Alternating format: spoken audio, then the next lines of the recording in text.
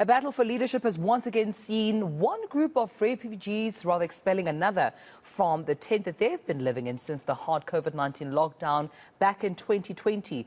But it's also happened in 2019 when the huge group of over 1,000 refugees occupied the Methodist Church on Green Market Square in Cape Town CBD. Well, the common denominator here, Congolese refugee leader Jean-Pierre Balous. Refugees saying that he rules with an iron fist. eNCA reporter Ayesha Ismail has a story. These people say they've been kicked to the pavement by their fellow refugees. They've shared the Pen City tent in Bellville for more than 3 years. But they say they no longer want to be controlled by refugee leader J.P. Balous and what they call his corrupt ways. There was things Mr. J.P. Balous were telling us, if he come out from the jail, we're going to get the help. And Mr. J.P. Balous, he came, and now he's not here anymore. He's in Namibia, in the camp of Namibia.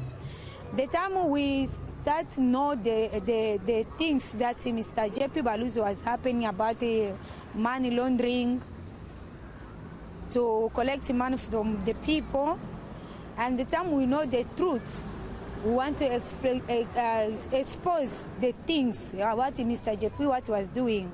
And Mr. J.P. Balous now is creating an action that they have to get a fight. They must throw us out of the camp.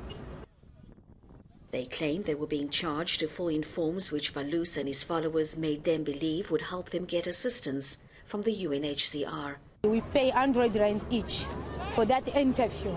Why? If it's a UNHCR, why ask the 100 rand for interview? Why? They say if you don't abide by his rules, he kicks you out, and he's still running the camp despite having fled to Namibia. He's powerful because J.P. Balous made them believe that whatever they are looking for will only come through him, through his so-called organization.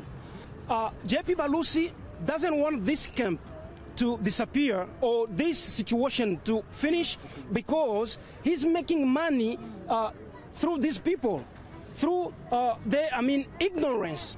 He's making money here. Once this camp disappears, J.P. Balous disappears as well. But those inside say anyone who doesn't obey the rules needs to amend their ways or leave, adding that the money that was being collected was meant for food and the upkeep of the premises. A violent scuffle broke out this week with some sustaining injuries. We try our best to follow them outside. We tell them, we beg them, please, you can take the baby back inside. It's not nice because it was rain. You can come back inside. We ask them what the reason. They say, as we want to be in freedom, we are refugees. And as we know, even as we are refugees, but under some organization, WCC, they say we don't want WCC. And some of them, they are the one who J.P. Balous was trusted, and they tell them they must stay here like leaders.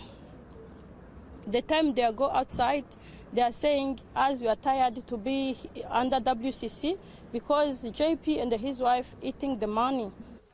She says they keep containers of water for fear of rivals setting their tent alight. The fact is that it is a humanitarian crisis. We have met with the United Nations and High Commissioner on Refugees. We've agreed that we'll meet further over this weekend or Monday on an urgent basis with the Human Rights Commission and the Western Cape office to find a solution as to how to deal with this matter.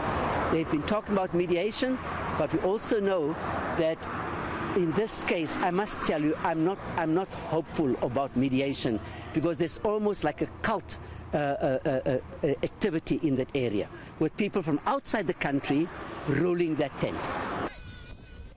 Those now living on the pavement say they have no toilets and ablution facilities and nowhere else to go. Ayesha Ismail, Cape Town.